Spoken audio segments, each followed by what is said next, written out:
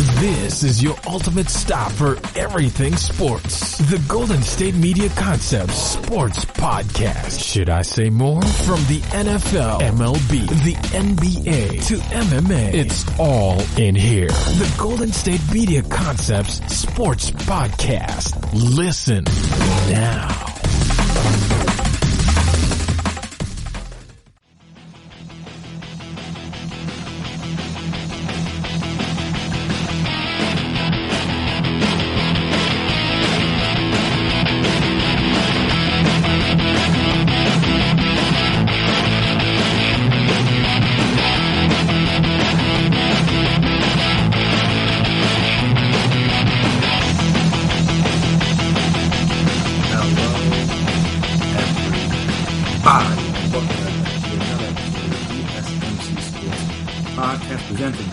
GSMC Podcast Network. My name is Chris Blades, and before I get started here today, I want to make sure I remind you guys, as always, if you haven't already, subscribe to the podcast, make sure you never miss an episode, make sure you're always on top of when we drop our latest stuff.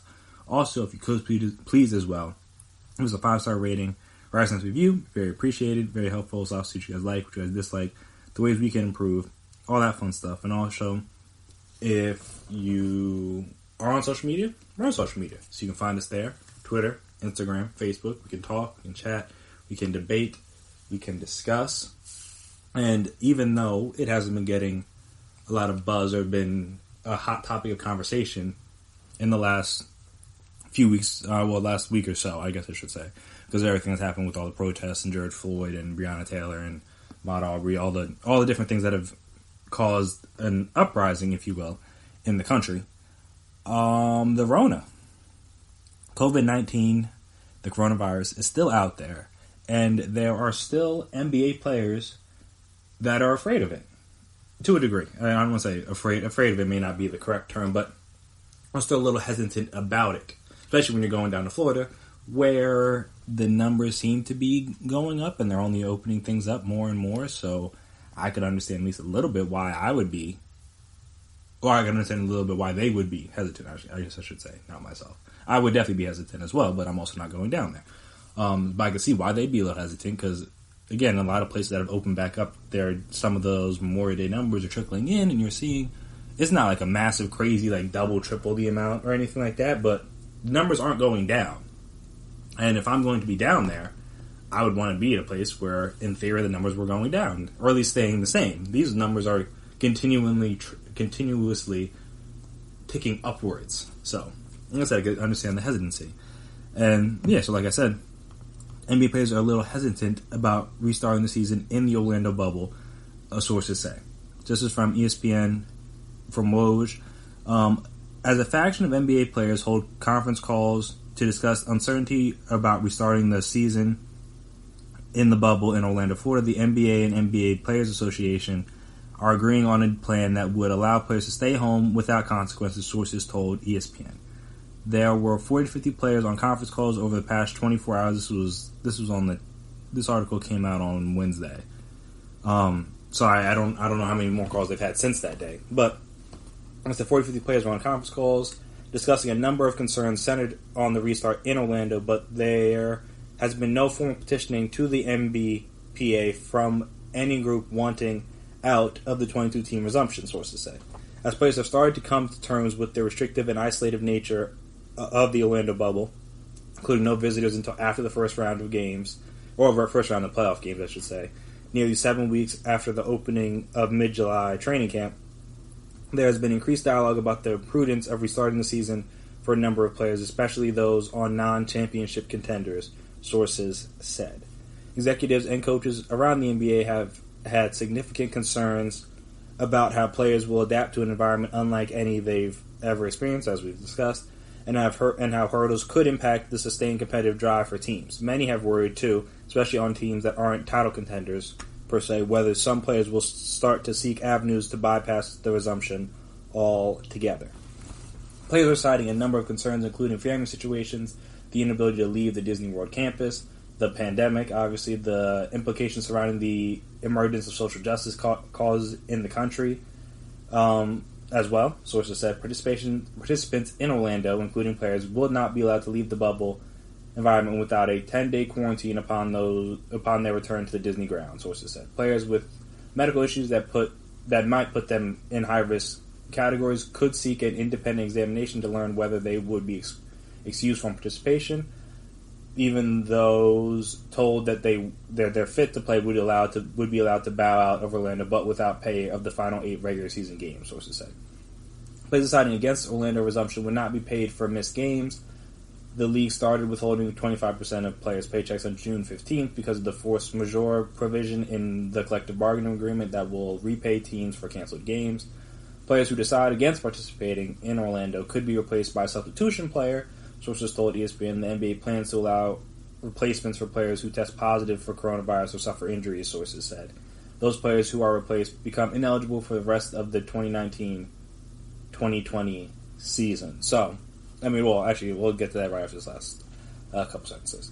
The NBA and the NBPA have been working around the clock this week to finalize the terms of the restart. They hope to have a term sheet and a health and safety protocol guideline available to teams this week, sources said. So, yeah, as you can see, as would be expected, because again, you just want to make sure everything's up to snuff and all the T's have been crossed and the I's have been dotted. Everything, insert analogy or saying here, all those things are checked off before you get started. And like I said, from my perspective, if I were one of those players, I would understand, because we're all going into something uncharted here.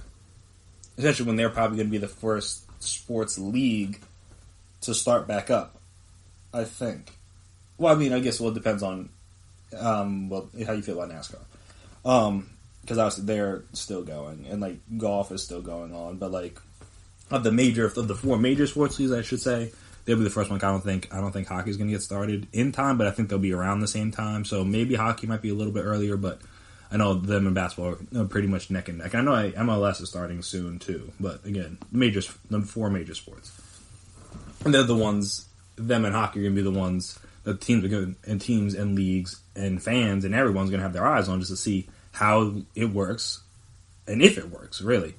And so, like I said, from the NBA perspective, I could see why if you're one of those teams in the West, and like I know because I think Melo put something out about this. Yes, and he's on the Blazers, who 10th are in the 9th spot. They're still well in the thick of things for potentially making the playoffs. And but still, like if you're one of those teams, you realize like, all right, say you lose 3 of the first 4 games, and it's not really looking that great for you to make the playoffs. Like, do you just dip out, or do you stay through the whole 8 games and risk, like I said, risk getting the Rona, risk exposing yourself to, exposing somebody else to it? Like, is it really worth it at the time? And same thing if you're just like, I think because the lowest team in the West that's coming back is the Suns. Like, unless you get off to like a hot start and everyone above you just stinks. Like, why are or even if you are the Suns, like, why are you coming back? Like, the chances of you making up. Hold on, I want to look at the NBA standings. See how many games I think they would need to be within 4 games in order to do like one of those like one of the play-in situations. And even with that, they would need the other teams above them to not be in it. So they are currently 6 games back of the 8 seed. Again, with 4 teams ahead of them. So they would need to overcome 6, or I guess need to be 4 games back. You'd need to make up a 2-game difference in 8 games, while also having the other 4 teams ahead of you drop out.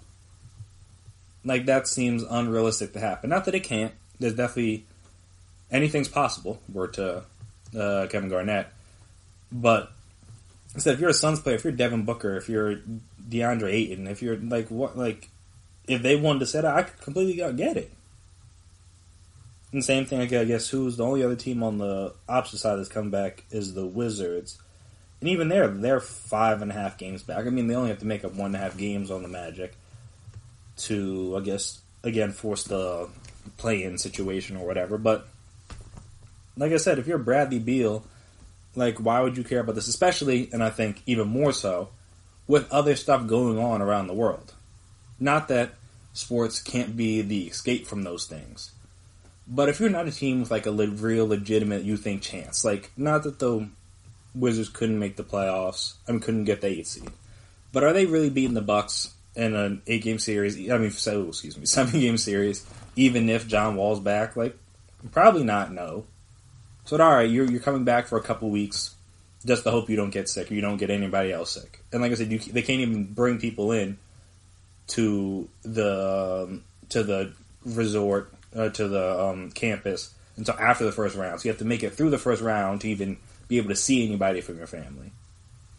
If you leave the camp, you got to quarantine yourself for 10 days. It's like if you're, like I said, if you're the Bucks, if you're the Raptors, if you're the Celtics, if you're the Lakers, if you're the Clippers, Nuggets, those kind of teams. Of course, they're not. No one on those. I mean, they're going to have some questions, but no one on those teams is going to be outwardly being like, I don't know if I want to come back. But if I'm on, like I said, if I'm on the Kings or I'm on the Spurs or I'm on the, I did not know the Kings, Blazers, and Pelicans were all tied. This is interesting. Though I think technically the Blazers have played 2 more games, so the percentage-wise they're the same. But no, percentage-wise the Blazers are a little bit above, but games back they're all tied. But yeah, like if I'm on the Suns, like why? I have so many games to make up and so many teams to pass over. What's the reason for me to come back? Other than, I guess, like I said, you miss out on the 8 games if you're deemed healthy enough to be not high risk. But again, just because you're not high risk doesn't mean someone around you can't be high risk. And when the majority of the people that have the disease are asymptomatic, even though, like I said, but if you were paying attention this week, the World Health Organization was like, oh, asymptomatic people don't really pass it on to other people, but then they have to, walk that back because, that makes no sense. Because then how else does everybody get, 2 million people in this country wouldn't have it if asymptomatic people weren't passing it on to people. But there's no way you would only be getting it from people with symptoms, because a lot of people don't even interact with people that have had blatant and obvious symptoms like that.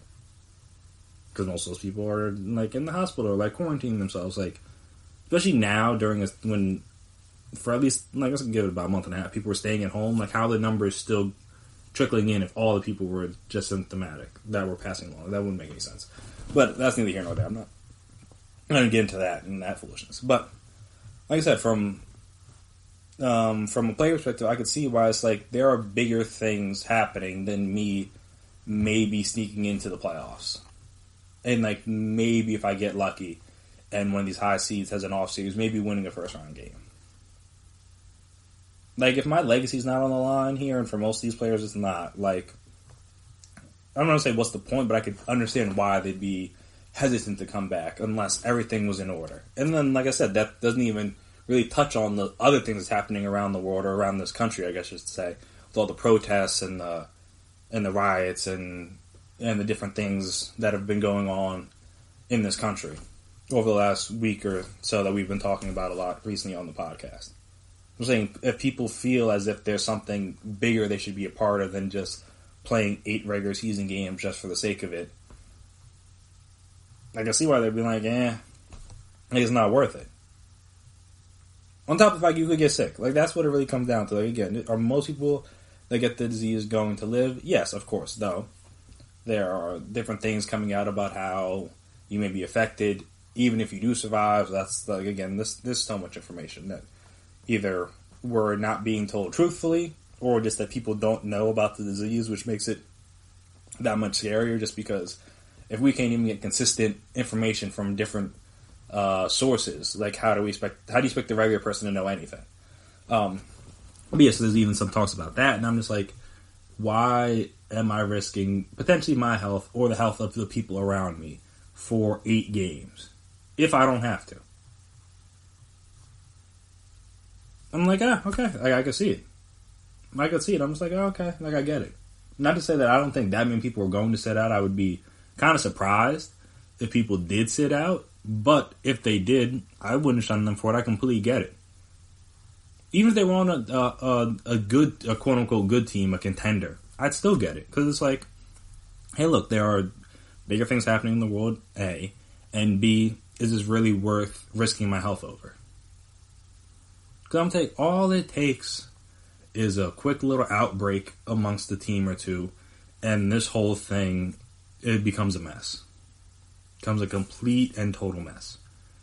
And like I said, as you're going into a state where numbers seem to be climbing. Who knows what the numbers will look like in what they're going to start like July 30th.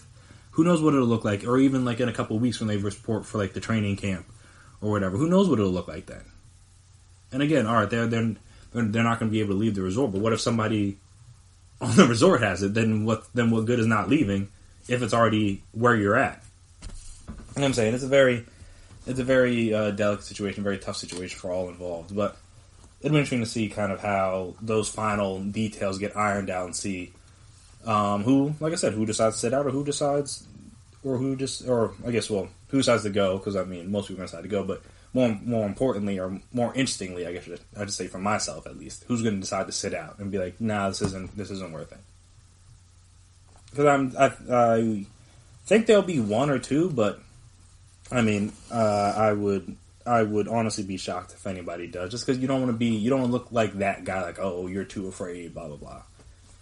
Even if it's a legitimate concern, and like I said, even if it's not coronavirus related, even if it's just like, do you want to be involved in protesting, or you want to be involved in activism, stuff like that. Like I said, there's a lot of stuff going on right now that if people weren't in the mood to play basketball, I wouldn't even be mad at them. Some people would. I'm not one of those people. But yeah, it'll be interesting to see how that all plays out in the coming weeks and months. But since, at the very least for now, basketball is going to be played, I thought it'd be interesting to look into some of the rather intriguing storylines heading into this Disney Invitational, as I called it, as I heard on a podcast and then I relayed to you guys on the last podcast. So we'll talk about those storylines, or some of those storylines at least I'm intrigued by, right after a break. So stay right there.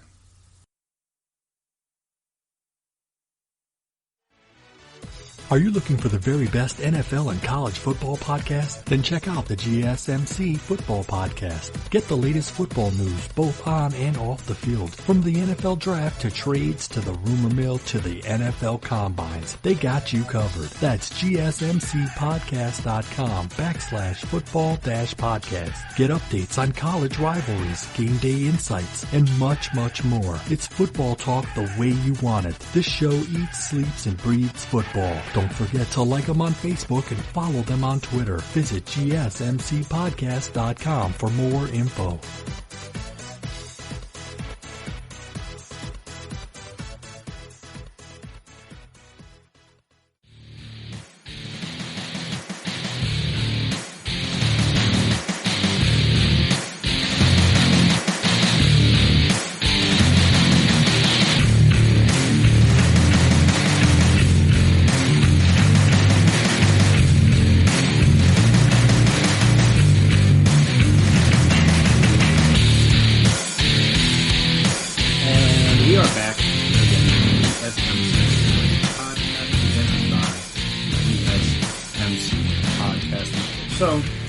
There are a lot of interesting storylines. I'm going to say a lot. There are some interesting storylines heading into these playoffs, the Disney Invitational, whatever you want to call it. Because again, even though it is technically the playoffs, it's not going to be like any real playoff format that we've ever had, or like any playoffs that we've ever seen.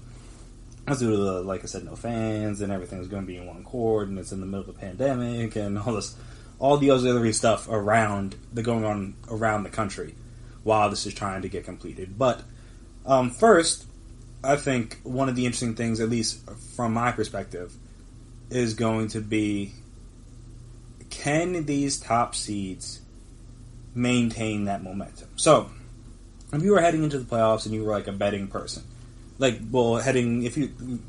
rewind back to a simpler time in March when everything was like not great in the works. Again, a lot of some of the issues that we are discussing in the last couple of weeks still existed, but at least the time was different. There was no pandemic going on, things like that. So going back in March, if you would have said if you would have put money down on a team to win the finals, you would have said Bucks, Lakers, maybe Clippers, maybe Celtics if you were feeling it. But those are the teams that most people would have been confident in.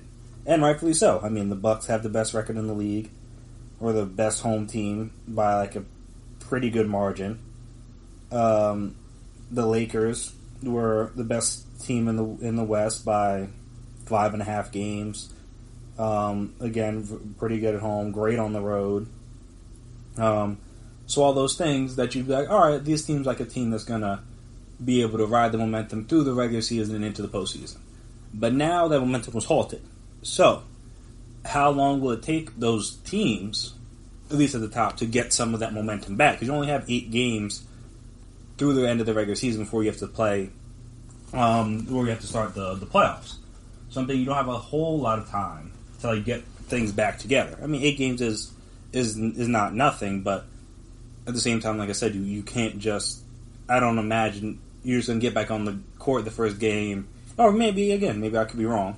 Maybe they're just going to show how great some of these great players are, just get back on the court and seem like they haven't missed a beat. I'm saying some teams will do that, but some teams may struggle to get their footing back, coming back from this pandemic and everything. So that's one storyline to see if these teams are able to, like I said, maintain that momentum and maintain the consistency that they had, and also the level of domination they had, especially at home, because now there is no home court advantage. And how much will that factor in, as we have discussed previously. But kind of going along those same lines would be like, who will be the surprise? Or will there be a surprise?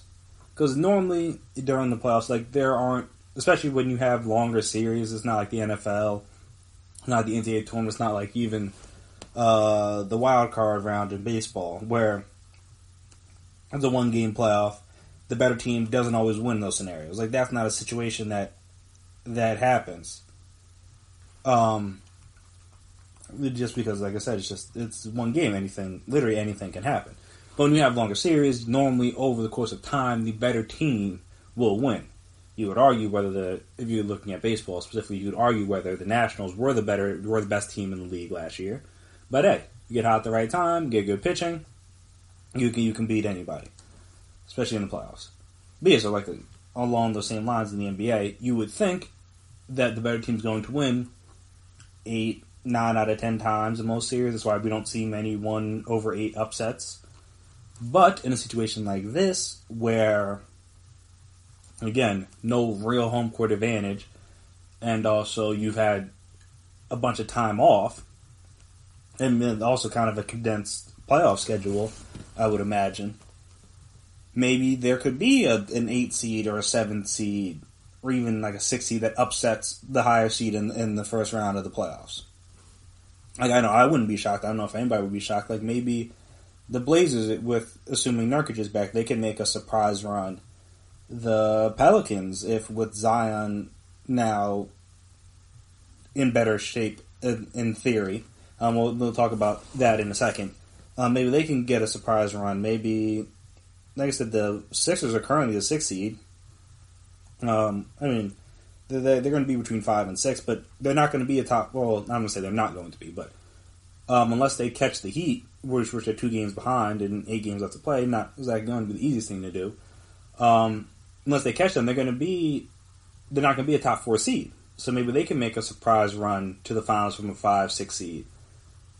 Same thing like the Rockets. I know, as we've talked about, James Harden slimmed down. They're trying out the new style of offense with no real big men. Maybe they could make a surprise run from that 6 or that 4, 5, 6 seed, something like that. Like I said, it'll be interesting to see, because in this wacky, weird situation we're in these wacky and weird circumstances we are under, as I just said in the last segment, anything's possible. There's no reason to believe that this one's going to go play out exactly how it would had the season not been halted, because the season has already not played out the way most other seasons do. So having a surprise, quote unquote, champion would not be that big of a shock, at least to me. Maybe it would be a shock to some other people, but to me, I could see it, and I think it is. There's at least a good-ish chance. I would say a good-ish chance that something like that could happen. And then, like I was alluding to, when we're looking at guys like Zion, who was trying to work back from the knee and then trying to see how he was still trying to get his body right and get his health together. See how he can come back. I know we talked about James Harden, he slimmed down. Jokic, you saw him. Well, if you did see him on social media, some of the pictures of him, he slimmed down. I think I talked about Ben Simmons. He's put on some weight. Embiid apparently has been working out a lot. And coupled with that, Ben Simmons wasn't healthy before, so maybe he's been able to work back up to healthy and then continue to work from there. Stuff like that. It would be interesting to see which players and which teams utilize this time off to the best of their ability. Because again, not everybody has had access to like full court gyms or even half court gyms, was able to work on their game, stuff like that. But a lot of these guys have like weights or stuff at their house, or have access to some sort of trainer. They could have worked out. They could have slimmed down. They could have focused on their diet, focused on their body, stuff like that. Things that they wouldn't have been able to do in a normal circumstance with the season, again, like I said, going straight from the regular season to postseason. So it's interesting to see who was able to utilize this time wisely and how it affects them going forward. Because, like I said, that kind of stuff could play out big time when it comes to the playoffs, just because, like I mentioned, with Zion specifically, like even though he was getting more games under his belt, I think he hasn't even played that many games. Let me look up how many games he's officially played.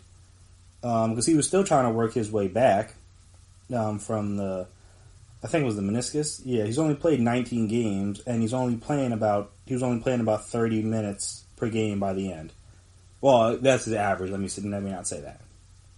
By the end, because I think if I go to his, if I can find his game logs, let me see what he was looking at.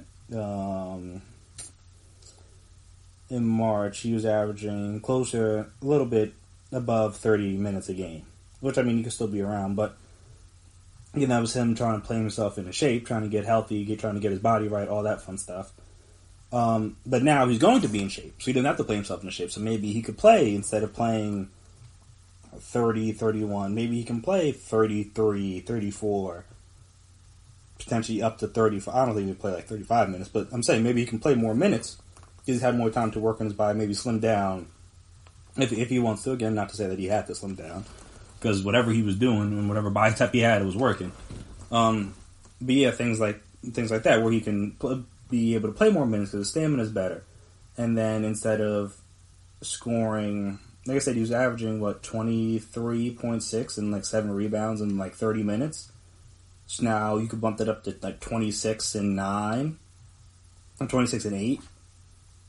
If you give him an extra 2-3 minutes each game, maybe even more. Like I said, that might make a difference for the Pelicans.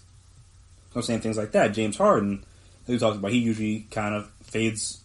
Not almost like usually, but he's had moments where he hasn't performed at his best later in the playoffs. At least, like I said, from percentage wise. Again, he's still putting up points just because he was shooting a lot of shots and getting to the free throw line and stuff like that. But just shooting percentage wise, he wasn't always at the top of his game later in the playoffs. And now if he slimmed down, now he's in better shape. All right, that could mean that could be important. Same with Jokic. I mean, I don't know if he needed to slim down, but maybe he'll be a little bit better with his lateral quickness. Maybe he'll be a little bit better on the defensive end. Obviously, his offensive game is already great. So, and where maybe he'll be able to get up and down the floor quicker, stuff like that. So, and again, not just them, because they're not the only ones that were working out, but just anybody, really, just see which teams and which players utilize this time off wisely. And wisely, that can be working on whatever you think you needed to work on. Whether that was just getting healthy, whether that was work on a certain aspect of your game, whether that was putting on muscle, maybe whether that was losing weight, getting your conditioning up, slimming down so you're a little bit faster, can jump a little higher, stuff like that. That'll be a very interesting storyline to see, because that will have a direct impact on how these playoffs play out, in my opinion. So yeah, I mean, there's other stuff that could be discussed, but I feel like those couple things.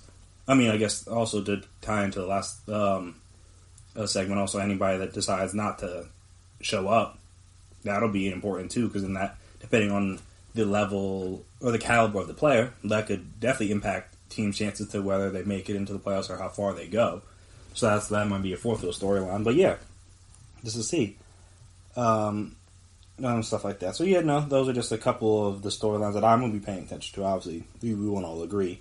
There, you may have different storylines that I didn't touch on that you'd be willing to touch on, but like I said, for me personally, those are some things that I'm curious to see how they're going to play out once we do, or once these playoffs do, or I mean, I don't say playoffs because you got to go through the regular season first. So once these games start back up in late July. But yeah, should be fun, at least. I mean, it'll give us something to watch. And at this point in time, from a strictly sports perspective, because obviously there's a lot of bigger things going on in the world, but from a strictly sports perspective, it'll be a nice sight to see. But we'll also talk about a little bit later how good the quality I think it'll be. But yeah, so just coming up on the next segment, we will discuss Kaepernick. Apparently, there is a team and a coach that is feeling some regret over not signing him back in 2017 when they worked him out, and also has had people reach out to try to gauge, I guess, what he was like back at that time. So we'll talk about that, talk about the team, talk about Kaepernick himself, and also, if I were him, if I'd want to be back in the league, just on principle, strictly. So yeah, we'll discuss all that right after the break. Stay right there.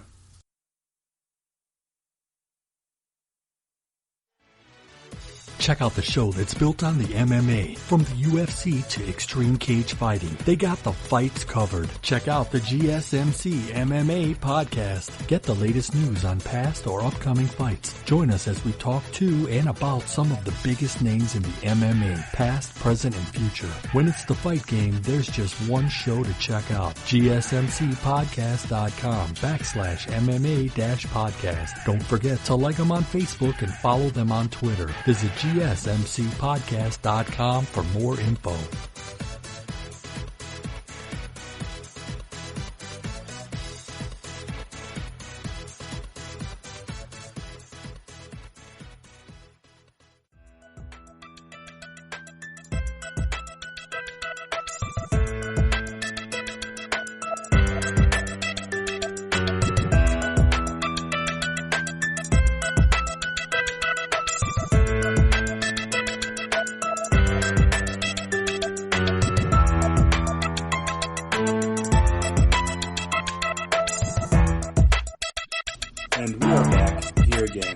GSMC Sports Podcast, presented by GSMC Podcast Show.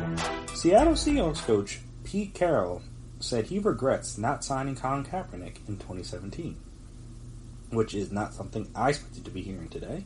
But, I mean, hey, it's an interesting story, and we will discuss this. This is all from ESPN. I imagine, again, ESPN is not the only outlet for news such as this, but this is just where that's the article I'm reading if you wanted to find it for yourself.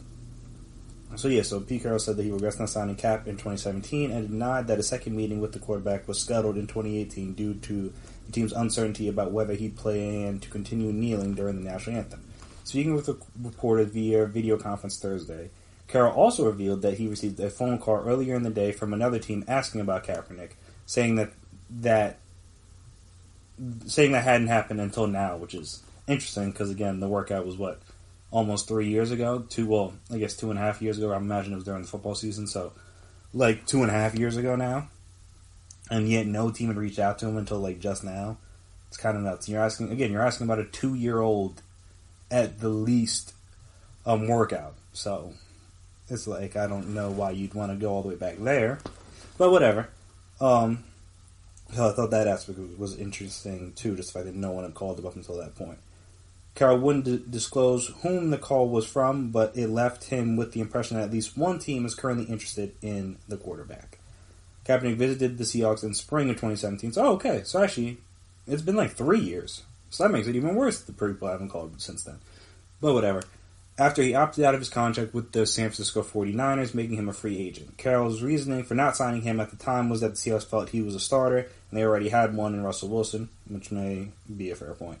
Carroll added Thursday that he was certain Kaepernick would be starting somewhere else that season. Clearly that was wrong. Not Carroll's fault, but, again, wasn't correct.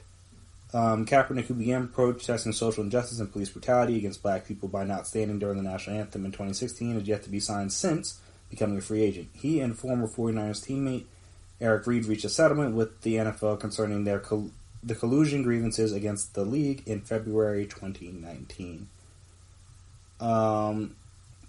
Carroll also made multiple mentions during the video conference that he wished the Seattle had signed Kaepernick in 2017. One was in response to a question about the Seahawks possibly signing him now and giving him a platform to discuss issues that are currently being protested throughout the country. He said that I regret that we weren't the one way back when that just did it just to do it. Even though I thought that it wasn't the right fit necessarily for us at the time, the reason it wasn't the right fit is because I held him in such a high regard. It makes sense like they played against him. So obviously they have a better understanding of his levels of play than maybe some of the other teams. I had him in such high regard, didn't see him as a backup, and I didn't want to put him in that situation with Russ, I should say. It just didn't feel like it would fit right. That's the way I felt about it, so I wish it would happen, and I wish we would have been a part of it when the time was available then. We're kind of set up right now, so football-wise, it doesn't seem to fit us. Like I said, there's a lot of time here. We'll see what happens. Carroll said it's clear now that Kaepernick was right on point with what he's protesting. Clearly, I mean that doesn't need to be said much more. Now I'm gonna talk some more about his character, and I guess the character he got from his meetings with Kaepernick, and again also about how he thought that he wouldn't be a backup. He also said that as for the 2018 meeting that never came to fruition, Carroll said the topic of Kaepernick continuing to kneel wasn't even brought up in their discussions beforehand. You know that several Seahawks had already been demonstrating before games, including some who stayed in the locker room during the national anthem. He said the Seahawks' questions to Kaepernick about his plan were related to football, basically whether or not he'd be content serving as the backup. And currently, in case you didn't know, they recently signed Geno Smith as their backup, they recently re-signed Geno Smith, who was their backup last year, I should say. In addition to all that, the Seahawks also sent a scout to attend Kaepernick's workout in November, though the scout didn't make it once the venue changed that date. It's to change that day, I should say, so that's unfortunate. And let's see, like I said, he feels like after all the years that have passed, I've never seen the phone call about it, talking about how he never received a phone call from Kaep, from a team asking about Kaep. Never talked to another head coach about it, never talked to anyone about it until today. I got a phone call today. I won't tell you who it was, but I got a phone call today inquiring about the situation, so I know somebody's interested. So see what happens with that. So that's just again him wrapping up the Kaepernick situation and whether or not he thinks he will get signed somewhere this season. Because, I mean, if it's not going to happen now, I'm not sure when. But before I get to that part, I just thought it was interesting that Pete Carroll chose now to speak about this. Well, I guess it kind of came up and again in his mind once he got the phone call. But that is interesting just because, and I guess it's just another example of people not realizing Kaepernick was right long ago, because obviously he feels some sort of regret or remorse over not signing him back in the day, just because this all could have been ex-nay, this all could have been put to rest in terms of whether or not he was going to be back in the league. Obviously, what he was fighting for would still be ongoing, as we've seen, but he would have just been back in the league. You wouldn't have to worry about that, asking all these questions, being like, oh, is he going to get in? Is he going to not get in? Or is he going to come back? All that stuff. So I found that interesting, the fact that he feels regret. Though, in his perspective, I do sort of understand his point. If you think Kaepernick is good enough to be a starter, which it is clear Pete Carroll did, again, having faced him many times, that seems reasonable, then it's there's no reason to bring him in a situation where he's never going to be the starter, unless, again, something happens to Russ, and Russ hasn't been injured unless, I mean, not to say he hasn't been, nicked up or whatever, but I don't think he's missed a game during this time period. During that time period, I guess, between the workout and now. So, again, he just would have been on a team, which, again, that's probably why he feels that sort of regret, just because that would have been good enough. He could have continued promoting his message, he continued using his platform, though him being on a team the whole time probably would have been interesting to see how that would have went for everyone involved, and if the NFL would have to take a different stand sooner rather than later, or if the stand would have been the same. I don't know.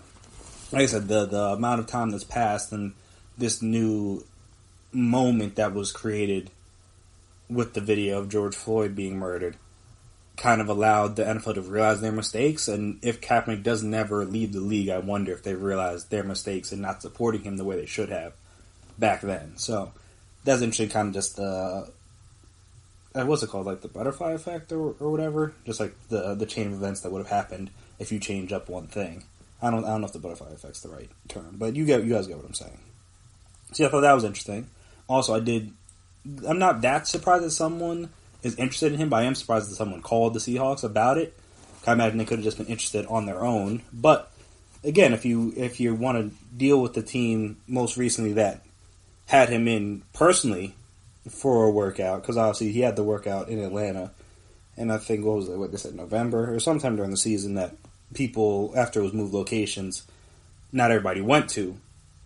But if you're one of the teams that didn't go to that, and just saw like the live stream or whatever, and you are interested, I guess it would make sense to call the Seahawks. So again, that's the last. I don't want to say for certain, but I know it's one of the last teams, if it isn't the last team, that he's worked out for privately, at least within one team. So let's get a sense of like how he was, like with communication style, like where his mind was, stuff like that. So I guess from that aspect, I mean, you want to do as much research as you can before you make a decision. So that's good on that. Whatever team that is, good on their part. But at the same time, it is, like I say, a little fun that you're calling about a 3-year-old workout now at this point, because you find like, oh, the block might not be that hot. Like, we can finally sign Kaep. Like, come on. And that seems a little disingenuous, honestly, in my opinion. Again, teach his own, but that's just to me. But also, like I said, I was wanting to discuss, like, if I'm Kaep, if I'm in his situation, would I want to get signed? And I guess it kind of just depends on where his head's at. Like, does he want to be a starter again in this league? Because if so, then yes, I do believe that if I'm offered a contract by a team, even if it's a backup role, whatever role it is, I would take it if I'm Kaep. Just because, one, I can continue to use my platform because it's more accepting now. And two, again, I have the chance to, if a starter goes down or something happens, I can be back in the position and show the people why it was a mistake for them not to have me in the league for these last 3 or 4 seasons, however long it's been. And again, just further prove their mistake.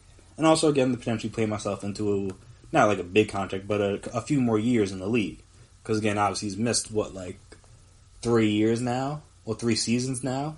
So, I mean, in theory, he could play a little longer if he wanted to, though his style is not indicative of a quarterback that's going to be here forever, just because he was, not that he was a terrible pocket passer, but he was obviously a guy that was known for using his legs. And normally those guys don't last forever, just because you end up taking too many hits, stuff like that. But also he had 3 years off, so maybe that'll help. So that's interesting, but from the other side, from a principled standpoint, if I'm him, I'd be like, no. Just because at this, at this point, I already know you basically colluded against me. Whether it's, officially been admitted or not is a different story, but you're apologizing for something. You're apologizing for not listening, whatever it is you're apologizing for. You're apologizing you made a mistake. And clearly the mistake was colluding against me and blackballing me from the league for taking a stand on something that I believed in, which wasn't right. And at least in my opinion, and probably in his opinion too. So it's like one of those situations where, if someone does something wrong to you for 3 or 4 years, you're supposed to just up and apologize and be their friend now, just because they're like, my bad, we messed up. We cool? No, there's no reason for you guys to be cool immediately. I'm not saying that you guys can't be cool ever again, but depending on how bad it was, maybe you won't ever be cool. Again, this is a friendship or a relationship or something, as opposed to your livelihood. But I mean, it seems as if he's not making as much money as he could have made if he was a starting quarterback, but from a money aspect and stuff, he seems to be doing all right. And like I said, I don't know if that's even what it's about for him anymore. If he just really wants to play football, then yes, of course, he's going to take a contract, whatever. But if it's past that now, and he wants to be someone that makes a change and makes a difference. Again, could he do that from an NFL sideline or from an NFL locker room? Yes, but he's done a lot of good and has been able to do a lot of good things without the NFL for 3 years now. He doesn't need the NFL for the platform because he has one.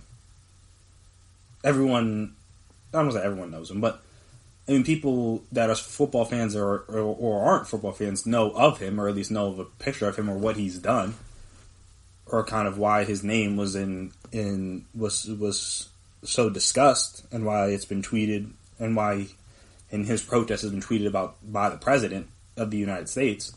They know that. So I'm saying, if you're thinking like, oh, he needs another platform, like, I don't even say that he can't kneel, but it's not like he has the platform. Everyone knows where he stands. Everyone knows what he's done. He doesn't need to like try to prove anything again to anyone. So I'm saying from that aspect, it's like, yeah, maybe you don't. And also, the only bad thing would be if he does get in and play, and he doesn't play as well as he could, then people would just be like, see, this is why he wasn't in the league. Not because of the kneeling, not because of the protesting, not because he was blackballed, because he's not that good. And I'm just like, obviously that would be a lie, because there are a lot of bad quarterbacks that were on rosters over these last 3 years and that he is clearly better than, no matter how good or bad he would play in any game situation. I mean, he hasn't played in 3 years. No one expects you to come out and be great. Michael Vick wasn't great when he came out of jail. Like, you take a couple years off from anything. No, not everybody's Michael Jordan. Everybody can take a couple years off, come back, and still be as good as they were before they left. That's just not a common thing people can do. And like I said, he only took like a year and change off. Like, we're talking about 3 full seasons for Kaepernick. And he may be working out, maybe trying to work on things, but even the game has changed a little bit since the last time he was in it. So, like I said, that would just be annoying. Because again, there's gonna be a certain group that try to have that discussion or have that debate. Like, see, this is why, blah blah blah. And I'm just like, that's a farce. So, like, why even bring that up? But it's just like the unknown sometimes is better than the known. Like the lore of like, oh, should he be back, or was he, like, maybe that might be more intriguing than seeing him back and just being like, oh, okay, well, he's back now. So, I don't know. It'd be interesting. I'm curious to see what he would do. So I imagine teams are going to try to reach out to him now. Now it's basically acceptable to protest in the league. And people definitely do need backups, because there's only so many good backups to go around.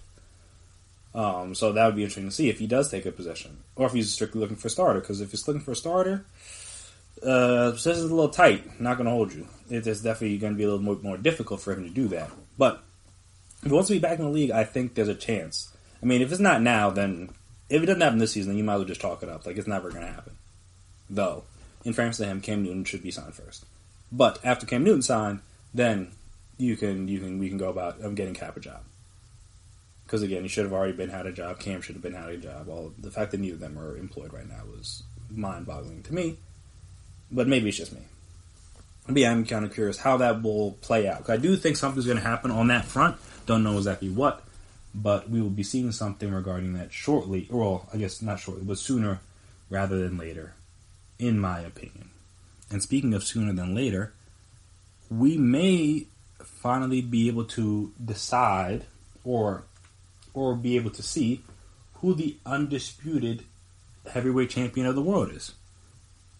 Why is that? I'll tell you right after this break.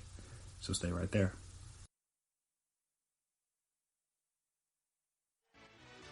Are you looking for help for your fantasy football team? Check out the GSMC Fantasy Football Podcast. Get today's best advice on who to start, who to sit, even who you should draft. From sleeper picks to red hot lineups, they got it all covered for you. That's GSMCpodcast.com/fantasy-football-podcast. We'll cover traditional leagues, dynasty, PPR, even IDP leagues. When you need fantasy help, there's just one show to hit up. Don't forget to like them on Facebook and follow them on Twitter. Visit GSMCpodcast.com for more info.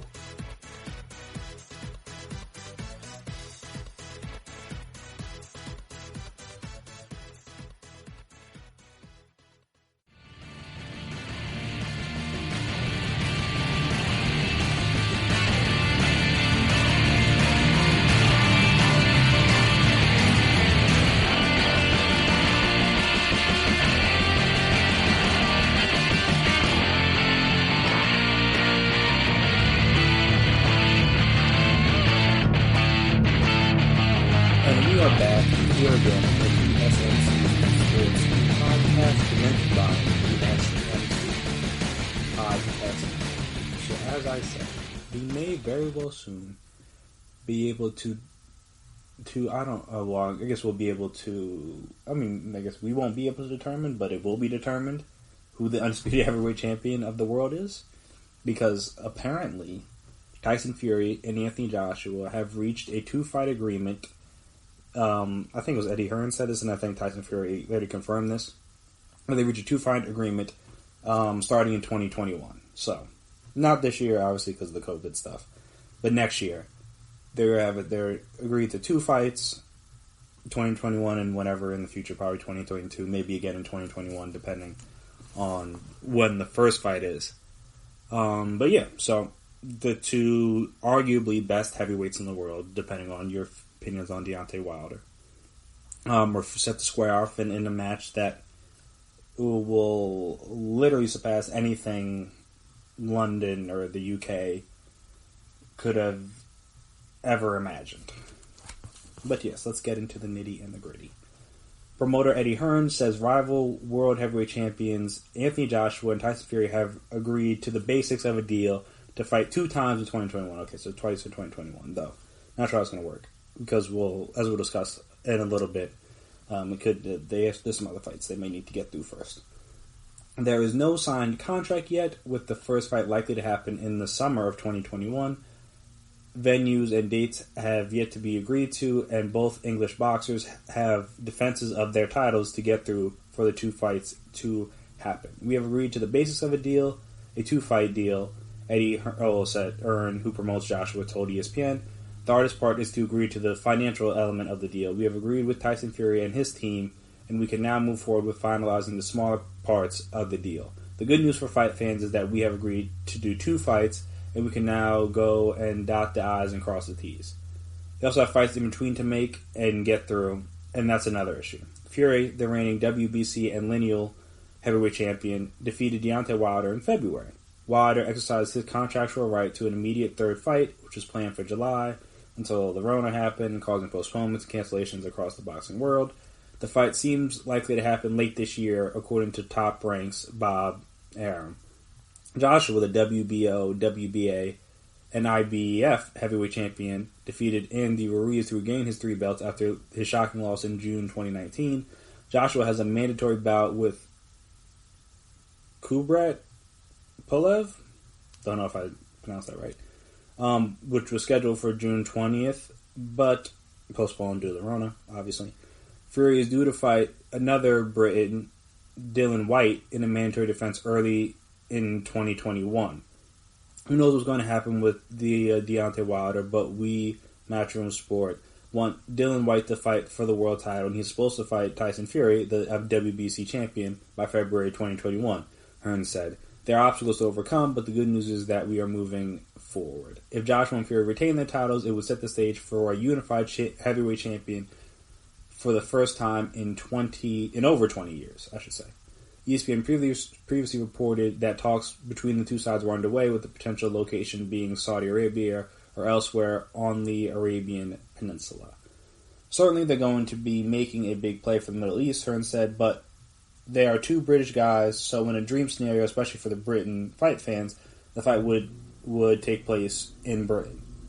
But obviously there's going to be significant offers, and there already has been to stage this fight, the biggest fight in boxing, one of the biggest fights of all time, and it's for the undisputed heavyweight championship, obviously. So we'll look into different options, speaking to Fury's team, making sure the fighters in agreement and where the fight should take place. Fury tweeted about the agreement, as I said. The biggest fight in British boxing history has just been agreed to, he said in a video. 2-fight deal, Tyson Fury, Anthony Joshua, one problem, I got to smash Deontay Wilder's face right in the next fight, and then we go into the Joshua fight next year.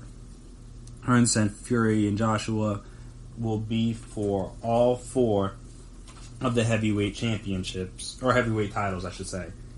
And it would be the biggest fight in British boxing history and set pay-per-view records for the United Kingdom, which, again, makes total sense.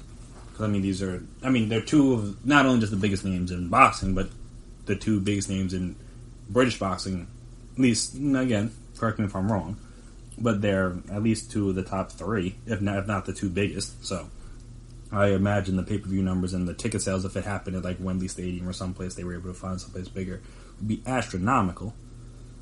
The Fury's co-promoter told ESPN that a 50-50 split has been agreed to, but he downplayed the significance of Hearn's comments and insisted no contract has been signed.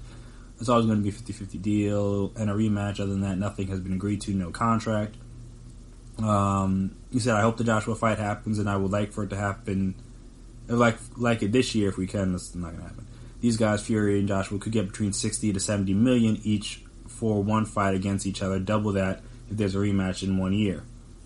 And as for the progress of Fury Wilder 3, Arum said, it's set, but we're looking for the site. Will we be able to do it for the spectators, even partially in the United States? If not, can we do it for spectators in like Australia or a different country? That's what they're exploring now. So, even though it's been agreed to, still a lot of hurdles you got to get through to get to this big fight, which is unfortunate because, again, the biggest fight in boxing right now, at least, or one of the biggest fights in boxing right now. And I mean, it would be the first time you'd have an undisputed heavyweight champion.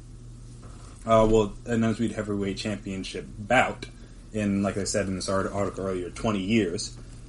But Fury's got to get through Wilder, possibly Dylan White, and then Joshua got to get through a fight too. So there's potentially 2, if not 3 fights between them before they even get to each other.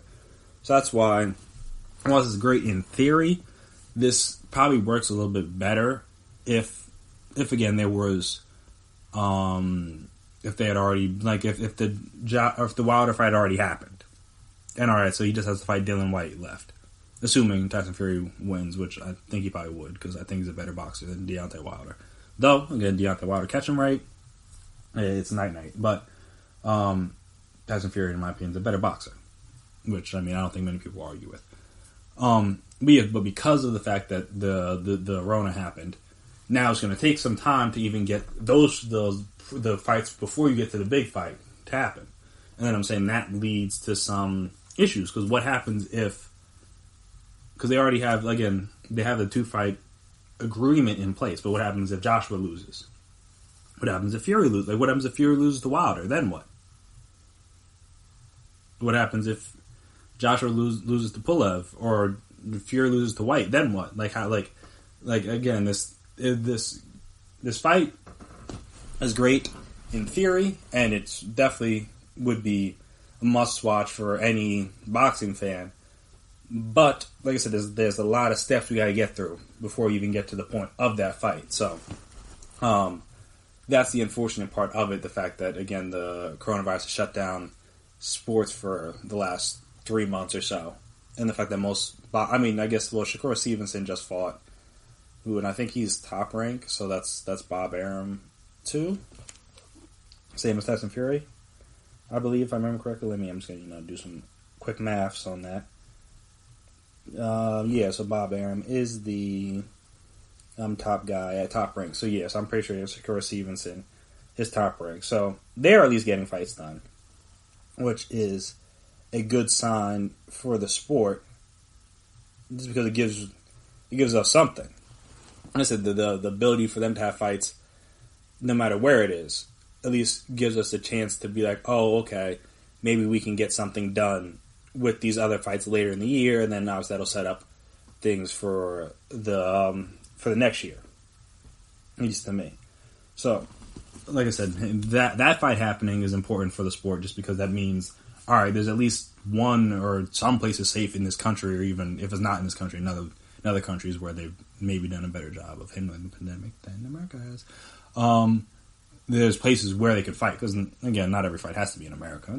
There are a lot of big venues in America you'd want to have them in, but they could happen overseas. It's not going to be a big deal. People are still going to watch. But like I said, that fight taking place, even though it wasn't like a big fight, and Shakur Stevenson handled it pretty easily, at least let you know, all right, there is boxing that can happen now. And then, like I said, you got to get through these preliminary steps before you get to the Fury-Joshua fight. But assuming all that goes down, how do I think it would play out? Again, not a lot of time to discuss this. This isn't happening until next year, so not going to do a full breakdown and everything, but just personally, just if I were a betting man, which I'm not, but if I were, probably put my money on Fury just because, one, Tyson Fury hasn't lost to Andy Ruiz in one of the biggest upsets in the history of the sport. Not that Andy Ruiz is a bad boxer or anything, but like Joshua just seemed completely unprepared in that first fight. Obviously, he dominated him in the second fight, but that didn't happen to Tyson Fury. When he faced Deontay Wilder, he probably would have won the first time had he not almost got knocked out in the 12th round, if I remember correctly. And then he was able to get back up, and then I know it ended up in a draw, but I know a lot of people thought that Fury had won before that. And then after the second fight, he dominated him and won fairly easily. So I'm saying I just feel like Fury is good enough with the defense while also being strong enough with the punching power to handle Joshua. Because obviously Joshua, big guy, massive, like chiseled, just looks like some sort of Greek god, if you will. But you could say a similar thing about Deontay Wilder. A little bit skinnier, but he's that same big, tall, hulking presence. Fury's a little bit different, but what he doesn't have in pure muscle mass or definition, he makes up for in awkwardness. And I'm saying those kind of guys that are weird and kind of do some unconventional things that are difficult to hit, but can still, like I said, he's not just like all defense to where he can still put some power behind his punches because it is heavyweight, so that's not that surprising. And that could be difficult for Joshua. Again, when we've seen that, when you put the pressure on him a little bit, at least like I said with the first fight with Ruiz, once he got the pressure started being put on him after Ruiz was able to handle the knockdown in the third round, able to get back up and get a knockdown of his own, then obviously get more knockdowns later on in the fight. And even after that third round, once he got knocked down, you could see that Joshua was always the fight was different. And I'm saying that's what Fury learned with Wilder, was that once he stopped being afraid to go after him because he was so afraid of getting knocked out, he was able to dominate Wilder. He said he learned that in the 12th round of the first fight, and then obviously that continued into this fight. And whatever reasoning behind why Wilder can give for why he lost is his reasoning. But Fury had whatever game plan he had, and it worked perfectly. And not to say that it was going to work the same way against Joshua, because Joshua's a better boxer. Again, technically wise, Wilder might not be the best boxer. I'm not a boxing expert, so someone that knows more about boxing, please feel free to educate me. But I just know he's just more of like a puncher, to where like he's like, even some of his other fights that he's won, like he's been losing the fight and then just like hits you with that one knockout and then all right, well then it's over. But I'm saying if he doesn't get that chance, or you can eat that punch even, then all right, you got a good shot. But normally again he's just knocking everybody out, so that doesn't happen. But I'm saying with Fury, he's shown he's be able to eat a punch while also being able to attack, while also being like, he can be difficult to hit sometimes. He's just weird. Like the way he fights, he's just weird. A little bit, at least in the couple times I've seen him fight. I'm not going to, again, pretend to be a boxing expert here, but the few times I've seen Fury fight, he's not like your typical straightforward boxer who does some different things. And I'm saying as a more technically sound puncher as Joshua is, that could prevent a problem for him, especially when, like I said, if you can show that you're not afraid of him and you can attack him, you can you can cause some issues for him. So, like I said, I put my money on Fury if I were betting today. But again, there's a lot of time between now and whenever this fight's going to take place. So we got to see if we even get to that first. Because all we know, he could face Wilder for a third time and get knocked out, and that completely changes everything. That was supposed to happen. So that's the only weird part about the agreement to me, is that the fact that there's so much still left to play out that like it's strange that they would agree to it so far in advance. But hey, if you just want to get a deal done, you want to get the deal done, I get it. But like I said, you got at least 2 fights, if not potentially 3 fights between the two of them to happen before they even get to each other. And who knows what could happen during that time frame. So seems a little premature, but hey, it's the biggest. Whenever it takes place, it'll be the biggest event in Britain's boxing history and one of the biggest fights in a long time, at least in the heavyweight division, just kind of like Tyson Fury Wilder was. And this will be even bigger because there's a chance that you could have every single heavyweight belt on the line at the same time, which is not something, as we said, or as was ESPN said in the article, that doesn't happen that often in the heavyweight division. You won't have, I think they said, like I said, 20 years since there's been an undisputed heavyweight championship bout. So I know I'll be tuned in whenever that does go down. So coming up next, after this break, we are going to discuss, I didn't discuss on the last episode, Reggie Bush is back.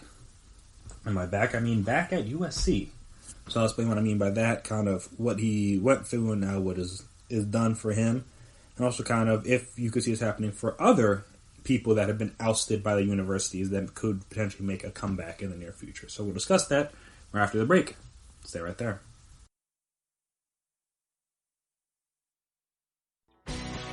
Are you looking to get your college football fix? Looking to get the latest news on your favorite school's team? The GSMC College Football Podcast is your ticket to all things college football. Join us as we talk college football from the national championship, the college rivalries, the bowl game, to the Heisman Trophy. To which conference is the best? We've got you covered for the Big Ten, SEC, Big 12, the Pac-12, ACC, and everything in between. Download the GSMC College Football Podcast on iTunes, Stitcher, SoundCloud, Google Play, or anywhere you find podcasts. Just type GSMC in the search bar.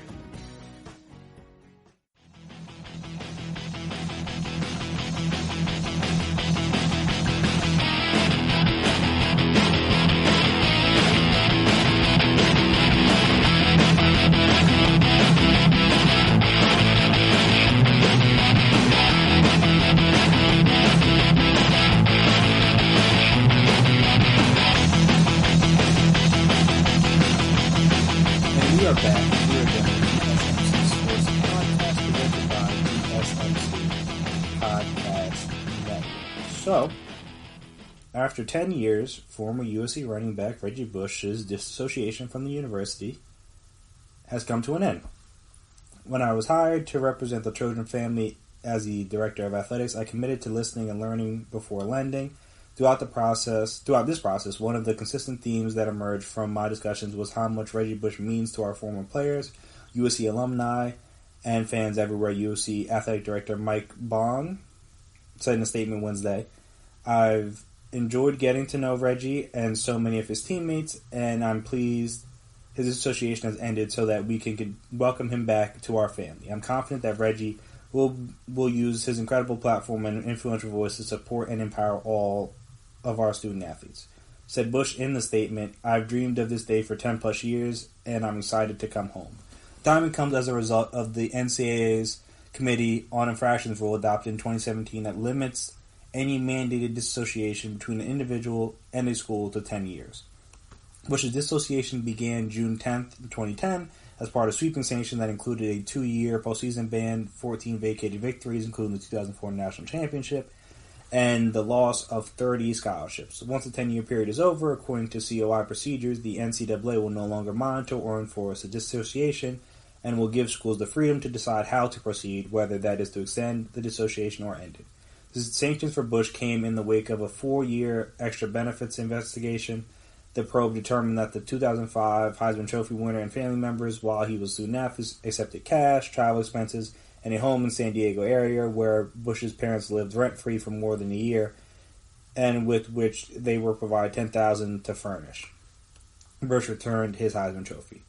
During the past 10 years, Bush has not been welcome on USC's campus, has not been involved with the Trojans program in any capacity. His name, stats, accomplishments did appear throughout USC's most recent media guide, but asterisks were attached to his name to note that his participation was vacated because of the NCAA penalty.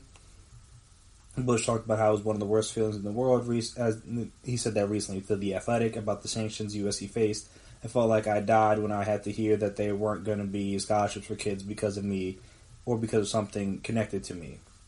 I'm still not over it. It's something you have to live with." In September, Bush was permitted to return to the Los Angeles Memorial Coliseum for USC's game against Utah in his role as a broadcaster for Fox Sports. At this stage, it is unclear how quickly Bush's reinstatement will be finalized and what it will look like, with questions remaining about how present he will be around the program and the possible retirement of his number 5 jersey. Bush played 11 years in the NFL and won the Super Bowl championship with the Saints in 2009. So yeah, that's over. I mean, it's a separate article, and that was an interesting article. It was a separate article that I'm not going to read on here for you guys. It's a little bit longer about basically the title of the article is "Welcome Back, Reggie Bush. You should have never left." Basically, it's talking about how this all happened, how Reggie Bush had to get back his Heisman Trophy, which we will discuss in a second, is wild. And how he was like he had to like dissociate himself from Reggie Bush in 10 years. And it was just funny because this is the same school in USC that still displays the Heisman won by O.J. Simpson, even though he was involved in obviously criminal things and went to jail. But he didn't do anything illegal in college, so hey, I guess there's worse things you could do. But yeah, so it was an unfortunate situation for Bush. It was an unfortunate situation for USC. Yeah, like I said, fortunate situation for everyone involved, because that's the one bad thing that I will say about these penalties for these schools whenever something happens, is the fact that in many of the cases, the people involved in whatever happened are no longer at the schools. So they just punished the kids for going to a school where these things happened. Same thing kind of happened with the Penn State cover-up, with the whole, like, Sandusky and Paterno and all that stuff. It's because, like, alright, so, like, what that happening, obviously, horrendous.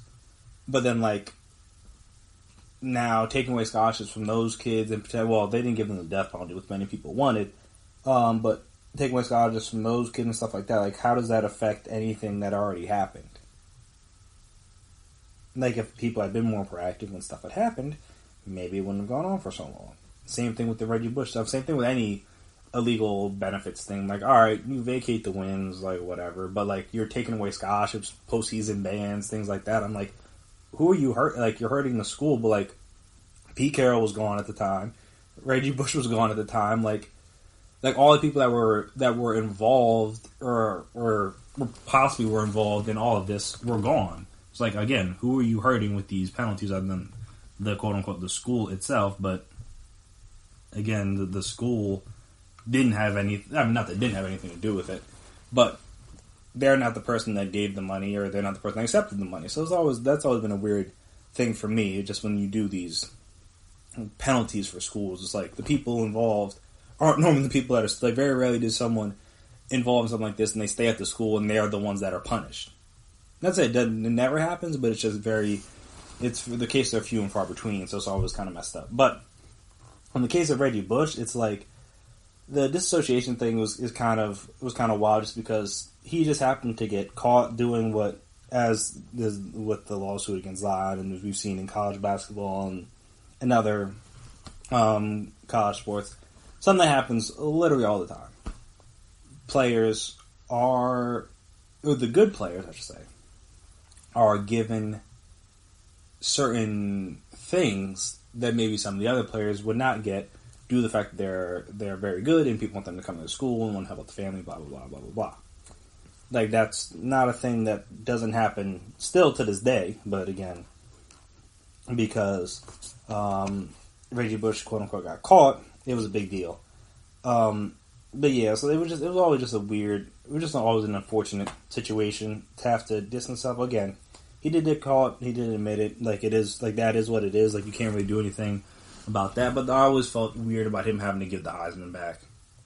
Because I'm like, it's not like he did, like, steroids. Like, if you were talking about, like, taking performance-enhancing drugs, or, like, well, I guess you can't really point, I guess maybe you could point, I don't think you can point shaving is hard in football. Like, basketball, alright, yeah, you can point shave.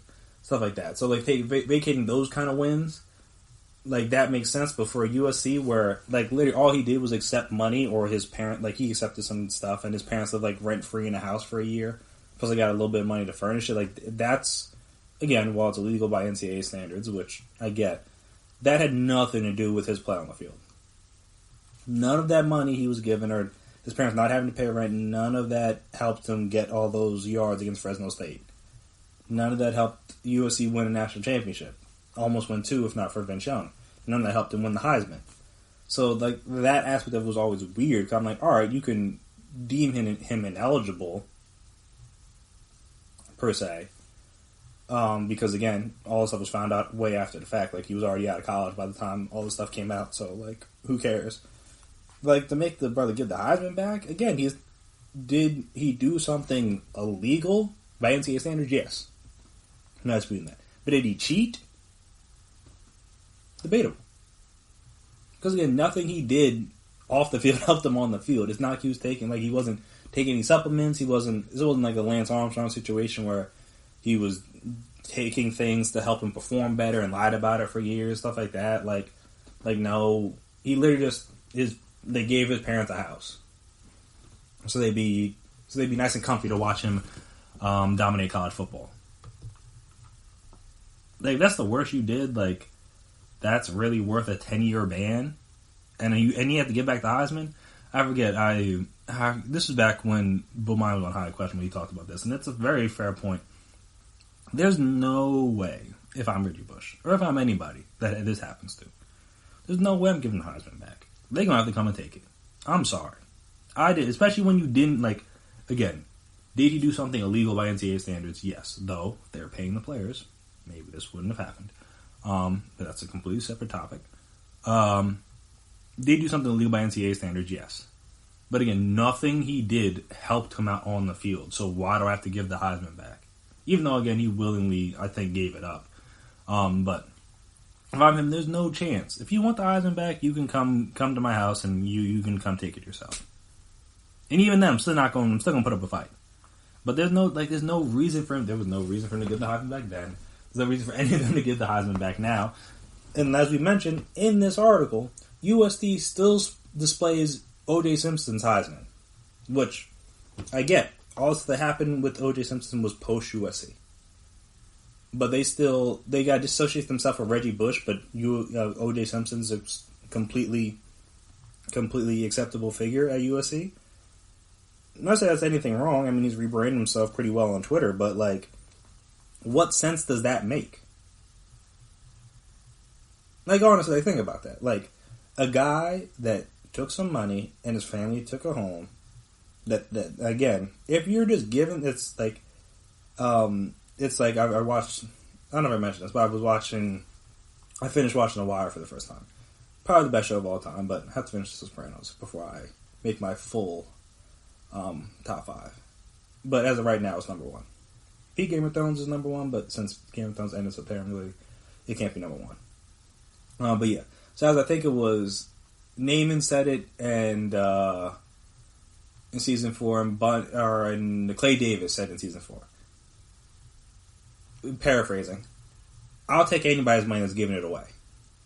And that's basically what Reggie Bush and other athletes and other people's families are doing. If you're going to give me this money, why would I say no? There is no downside to me saying no to getting a house rent-free. Literally zero. There's nothing for the school. There's nothing for my son as an athlete. But it gives me a house. Hey, look, if you want to give me a house, I don't think they demanded a house for him to go to USC. Don't know. But I don't think they demanded a house. Did they take it? Yes. But, I mean, look, I'll take anything from anybody that's giving it away, more or less. It can depend on what it is. But if you're giving something away, who am I to turn it down if you want to give me a house? Like, how ungrateful would I be if I don't take the house you want to give me? I'm just saying, you gotta look at things from different perspectives. But yeah, so shout out to Reggie Bush. Cool for him. We can finally stop acting like all the stuff that he did at USC didn't happen anymore. That's the dumbest thing about vacating stuff. It's always like, you can keep that on record books or whatever, but like, it still happened. Like, it happened. You can't make it unhappen. Like, it happened. Like, the games were played, they were won and lost, awards were handed out, championships were won, all that fun stuff. You could vacate whatever you want to vacate, but all that stuff happened. It might not be official in the record books, but fans saw it, players lived through it, coaches.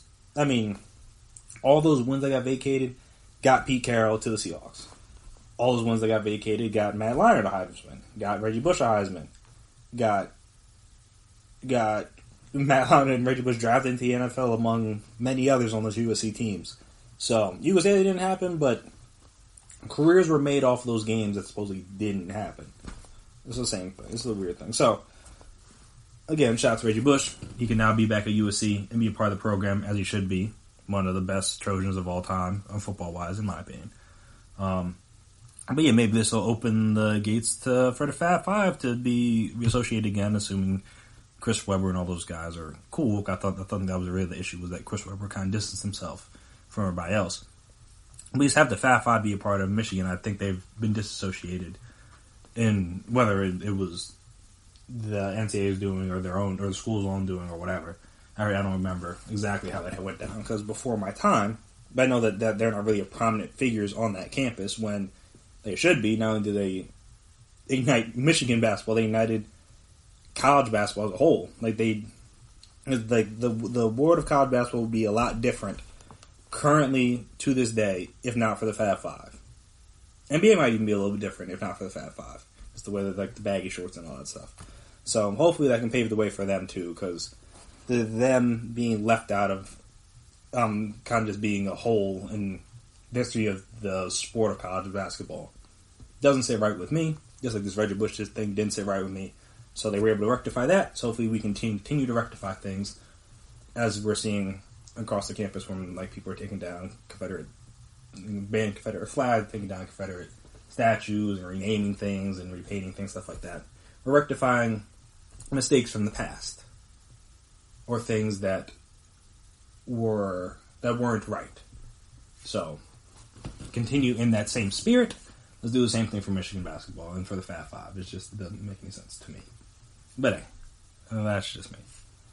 So coming up next, after this break, we're going to touch back again on the return of sports, mainly basketball and the NHL. Those will be the two ones that started and then had to cut off and then now again going to restart. We're going to discuss them in the aspect of how good is the level of play going to be when they return. So like I said, we'll discuss that right after the break. Stay right there.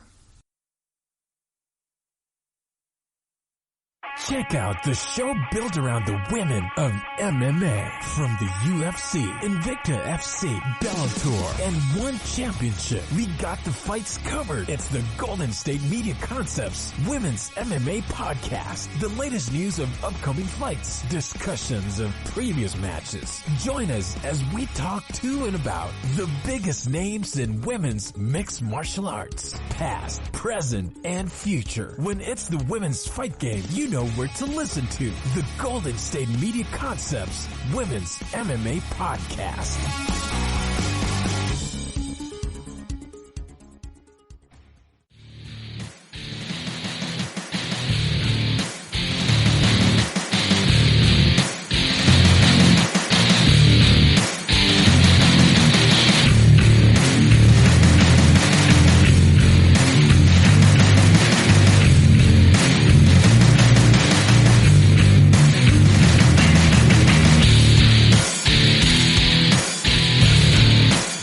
We are back here again at the GSMC Sports Podcast presented by GSMC Podcast. So, as I mentioned before the break, we're going to mainly focus on the NHL and the NBA and their returns when we discuss this topic. And I'll start this first off with the NHL. Especially since I don't know if I know they've discussed their playoff format, but I think they're going right to the playoffs, right? Because they bring back 24 teams. No reason to have a regular season. So that's the interesting thing about them, is that with their format, since they go right to the playoffs, you really have very little wiggle room when you return to play. You need to be more or less at the top of your game if you want to have a chance to be the one hoisting the Stanley Cup at the end of all this. But with that, will we see a diminished level of play from them? And I could argue, yes. Now, I'm not going to sit here and act like I'm a hockey expert. So, the level of play these guys will be at will be better than anything I could even dream of. I can't ice skate, nor do I have any desire to ice skate. But I mean, I can't rollerblade. I can't. My ability with things attached to the bottom of my shoes, or my skill level with things attached to the bottom of my shoes, not great. So again, not criticizing them from that aspect, but I'm just thinking, like, when you're talking about these players, I mean, I don't know specifically, especially with so many being overseas. I don't know how many of them went back to their old countries, or I guess, well, not old countries, but like to their home countries. How many stayed in America, stuff like that, and that maybe will play a part in it. But like, as opposed to the NBA, as we'll talk about in a little bit here, the NHL, like, I don't know that many people that just have hockey rinks or ice rinks at their house. Like, and you know people that have like basketball courts at their house, but I don't know many hockey players that have ice rinks at their house, or have even like a half court set up to where you can like practice skating and shooting, stuff like that. Now, again, if you're a hockey fan and there are many examples of this, and it's like pretty wide, pretty common practice, let me know, please. But I'm basing this off the assumption that it's not that common. Again, if I'm wrong, let me know. But for right now, I'm going to pretend I'm right, so bear with me.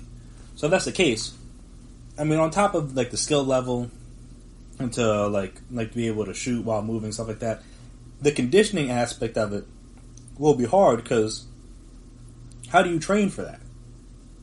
Again, you can run, do like cardio, do different things, so you're not like out of shape. I'm not gonna say they're out of shape, but being able to skate with such gracefulness, while also controlling a puck, while also evading defenders, while also trying to shoot at a goal that's blocked up, like, that's just not something that I imagine will be easy to pick up after 3 or 4 months. Now, again, maybe I'm selling these guys short in their ability, and if I am, and that's what it sounds like, I'm not trying to do that. I'm just saying, like, how do you practice skating on ice without skating on ice? There's no real way to replicate that. Again, you could try to do wind sprints, or try to do different things, but like, skating on ice and the gracefulness that it takes to do that can really only be replicated by skating on ice. So, I mean, I don't know how many ice rinks or hockey rinks have been open during this time, during the Rona, but I imagine there weren't that many. Now, do I think professional hockey players could get in if they needed them? Yes. But even still, like, I don't imagine, it's not as easy as it is to, like, you can just go outside, go near your house and find a basketball court. I mean, Trey Young showed up to, like, an Oklahoma Summer League game, like, last week or 2 weeks. I think it was last week. If it wasn't last week, it was 2 weeks ago. But you get the point. Like, he just showed up at a random Summer League game. Those things don't happen with hockey. Again, or maybe I'm just not following the right people that are aware of these things when they do happen. That's just not like a common thing. Like, where are you going to practice? And I think if that is true, again, and I'm basing this on the assumption that this is true. If I'm wrong, please let me know. But if that is true, then it's going to take a little bit for these guys to get back in shape. To get back, even with the training camp. Like, the training camp's going to be nice, but that's just going to get them back into, like, any sort of shape. Now you got to get back into game shape, and anyone that's played a sport knows, even if you played it at, you don't even need to play it at like professional level, because I didn't play it at a professional level, but even if you play it at a Pop Warner or a Little League or like a high school or AAU level, even college, like stuff like that, you know, being in shape and being in game shape are two totally different things, especially when you're talking about a sport where you're constantly moving. Like, alright, yeah, you might be in good shape, like you could run a mile or 2 miles in relative ease, but can you skate around for 3 periods plus an overtime period plus another overtime period? Like, could you do that?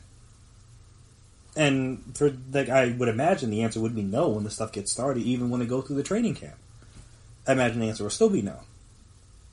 And yeah, not that it's their fault or anything, but I'm just like, because of that, you just have to imagine that there's going to be some rush you have to take off, just naturally, even if these guys were able to practice and do everything. Like, they were able to get access to hockey rinks, they didn't miss it, they were able to train, didn't miss any of their training, no one's out of shape, nothing. There's still going to be some rust to get off, because the same thing happens at the beginning of every season. Like, not everyone just starts out the gate hot. You got to, like, pick it up. And I don't, like, why would this be any different? They were ready, going, then their momentum was halted for 4 months. Now they have to pick back up again, but you're in the playoffs now, so you don't even have, like I said, you don't have that room for error to try to work through things. You literally just have to hit the ground running, or hit the ice skating, however you want to word it, and then just like you kind of there's no margin for error. You gotta be on top of your stuff immediately. And I'm saying it's gonna make things difficult, I would imagine. So I would not be shocked if the level of play, even during the playoffs, which is usually obviously the peak of any sport, one, but two, also you were seeing like some of the best play and everyone's on top of their stuff. I imagine that might not be this way for the first couple rounds. It might take them a little bit of a while to get going. And then, alright, so by the time you're in like the conference finals or in the Stanley Cup finals, alright, yeah, boom, like they're good. Everyone's back into how they would be. But I'm saying the first round or even some of those like that play-in tournament stuff, that might be a little shaky on the hockey. Like, and that could be a lot of different things. That may mean the goalies are rusty. That can mean the forwards and centers are I forgot. I hope that's I hope I use the right position names. But you get my point. Like the people. I think it was forwards. They're rusty. Maybe the defensemen are rusty. They haven't had to defend anybody for 4 months. They haven't had to make defensive calls and communicate with different people for over 4 months. You can't just expect people to come back, even at the professional level, expect people to come back and be at their peak performance after 4 months. It's just unrealistic expectations, in my opinion. So I would imagine that the level of play may be a little bit down in this playoffs, but again, people will be watching, so they won't really care. And I would say the similar thing is going to happen with basketball. Now, you will admit, even though Giannis said he didn't have a hoop in his house to practice on, a lot of players do. But they don't even have to have a full court, but they can have a half court, so they can work on things. And so maybe their conditioning might not be where it is because they're not running up and down the floor for 30, 40 minutes a game or 34 minutes a day. They're still working on moves. They're working on shots. They're going through dribble practice. I mean, going through shoot-arounds. They're going through shooting drills. They're going through dribbling drills, stuff like that. So it's going to be easier to get back into that shape because they won't fully be out of it. But again, at the same time, these guys will not have played a game of basketball in 4 months. It, in my opinion, will be unfair to expect these guys to just be, all right, what we saw in March, what we were beginning to see in March from different teams or different players, that's exactly where they're going to pick up at. Like, that's not realistic.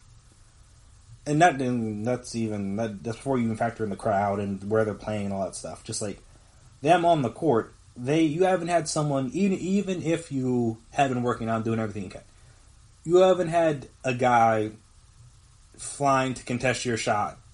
I mean, you might have had like whoever you're training with, but no one's getting that close because of the COVID. No one's getting that close to you because you don't want to risk giving the star player the Rona. That's just not happening.